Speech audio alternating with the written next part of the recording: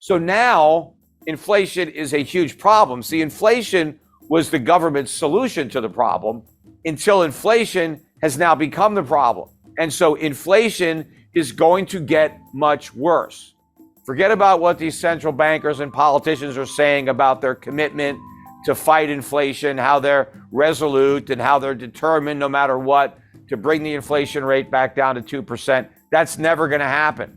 We're going to see 20% inflation before we see 2% inflation. And this pretend war against inflation is going to come to an end soon.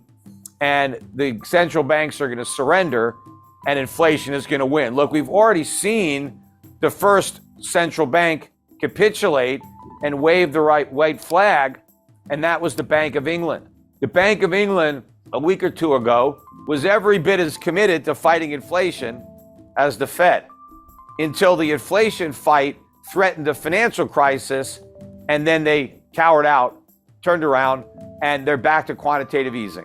They went from quantitative tightening to open-ended quantitative easing. In fact, the Bank of England said, we're going to print as many pounds as we have to. We're going to keep on buying gilts. We're not going to let interest rates go up. They have to let interest rates go up. If you want to fight inflation, you got to let interest rates go up. But the other thing you have to do to fight inflation is to make government spending go down, because government spending is the source of that inflation. Governments are running deficits, and the central banks are monetizing those deficits by creating inflation. Governments are actually funding themselves through inflation. When you have a budget deficit, you're not getting government for free. Every nickel that the government spends has to be paid for by the citizens. And if they don't pay for it with a tax, then how are they paying for it? Through inflation. So when prices go up, that's the tax that you're paying for all these government programs. And so if the government wants to get rid of inflation, well, then it has to get rid of those programs, or it has to raise taxes to finance those programs. And that's not happening. That's not happening anywhere. Nowhere in the world, despite all these governments that claim they want to fight inflation, no government is actually doing it. Nobody is cutting spending. In fact, in the UK, they cut taxes. Well, when you cut taxes, you increase the inflation tax. So the British were claiming that they wanted to fight inflation, while at the same time creating even more of it.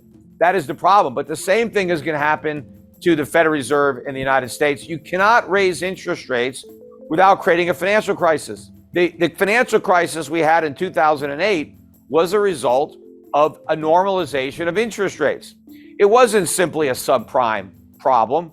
The reason subprime was the problem was because it was debt. People borrowed money and they couldn't pay it back.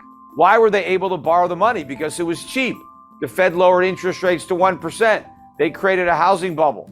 Housing prices went up. People borrowed money against those inflated property values. They borrowed money with artificially low interest rates. And when interest rates went up, property prices went down. People didn't want to pay their mortgages. You get a financial crisis because now the banks didn't get their money back. They loaned all this money out. They didn't get it back. That was why we had a crisis. Well, today we have much more debt than we had in 2008. We had 0% interest rates for almost 10 years.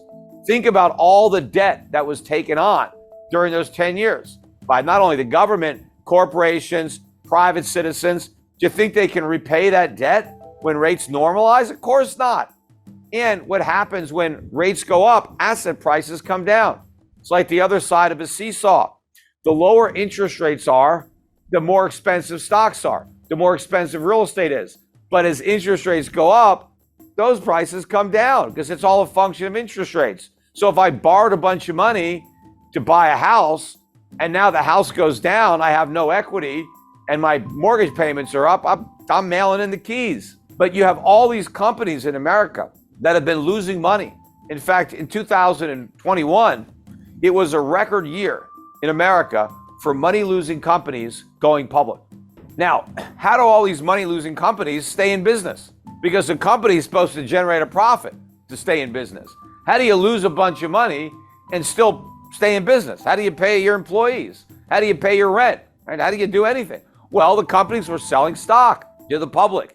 They were raising money by selling stock, and a lot of companies were borrowing money to pay their expenses, taking on debt. But it was all great when rates were at zero, And people were willing to buy these overpriced stocks when rates were at zero. They're not willing to do it when rates are at 4%. And in order to fight inflation, they got to go much higher than 4%. Despite the rate increases, federal funds rate in the United States right now is about 3.25% to 3.5%. Inflation, even the way the government measures it, is 8.25%. That's negative 5% real interest rates. You're not going to fight inflation with negative 5% rates. You're going to create more inflation.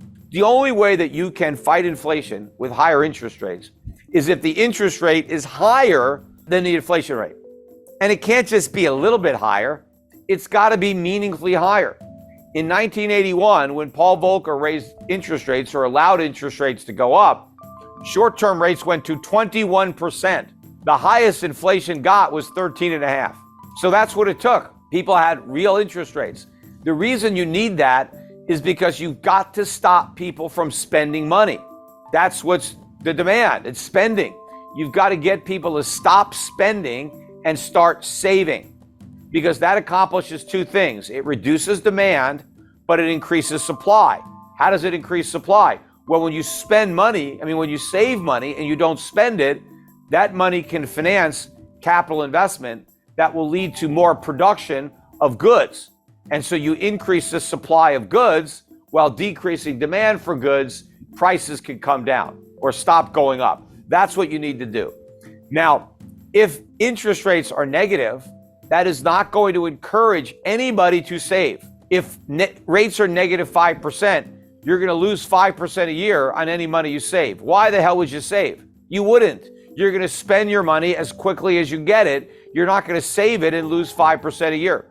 Now, if the Federal Reserve raised interest rates up to, let's say, 10% or 15%, then you might save your money. Hell, I could put my money in the bank and earn 15%. I'm not going to spend it. Even if inflation is 8%, I'm still 7% ahead. I'm going to save my money. I'm going to earn all that interest. I'm going to spend my money in the future, because then I'm going to be able to spend the interest that I earned on my money. That's what the Federal Reserve needs to do. But they're not doing that.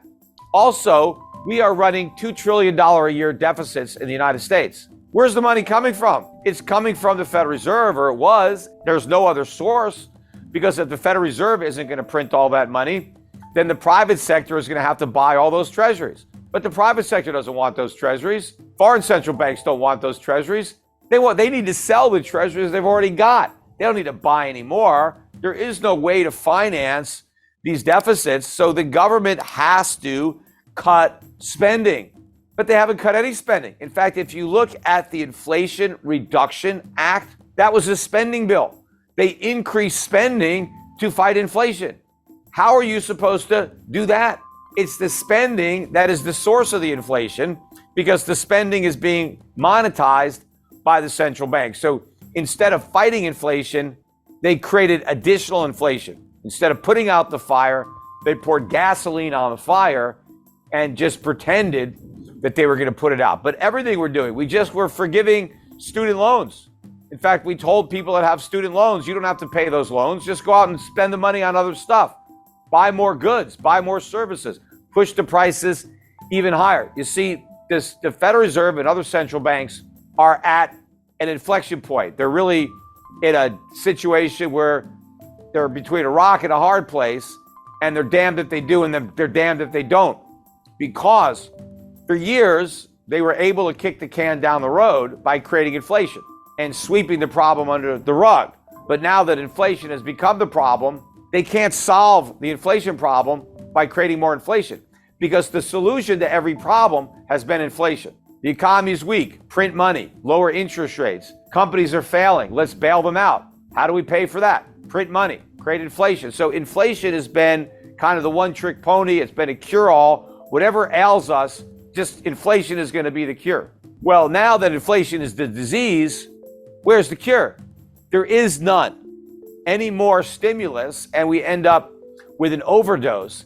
And that is where we are right now. And what's keeping everything going, the reason that we haven't already seen a collapse in the bond market or a collapse in the value of the US dollar, the reason we've had a rally in the dollar is because the world is still has faith in the Federal Reserve. The world still believes that the Federal Reserve is serious about bringing inflation back down to 2% and that it has the ability to bring inflation back down, but it doesn't.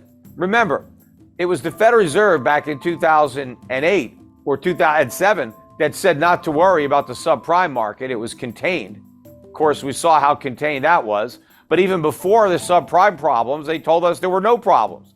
They said there wasn't a real estate bubble. And they said even if the real estate prices went down, it wouldn't hurt the economy because it was so strong.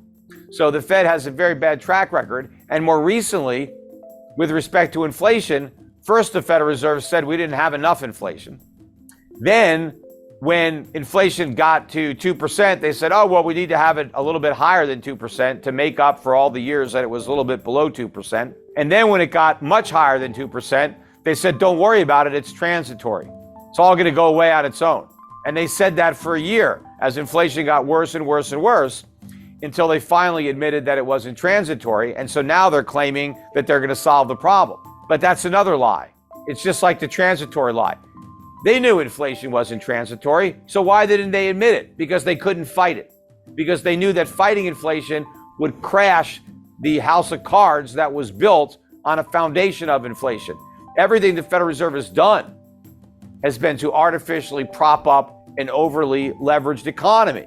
Well, the minute they try to fight inflation, they knock out those props and everything comes collapsing down. That's why they pretended it was transitory, because they didn't have the guts to do something about it. It was only when the problem became such a big political, hot potato, and everybody was worried about inflation, that the Federal Reserve finally said, okay, we're going to do something about reining in inflation, but they don't have the ability to actually live up to those commitments. Now they can pretend and they can hope that inflation just goes back down to 2% all by itself, because they're talking about how committed they are to bringing it down, but they can't do it without creating a financial crisis. In fact, the rate hikes that they've already delivered, even if there's nothing else behind it, will create a financial crisis. It's just a question of how much time.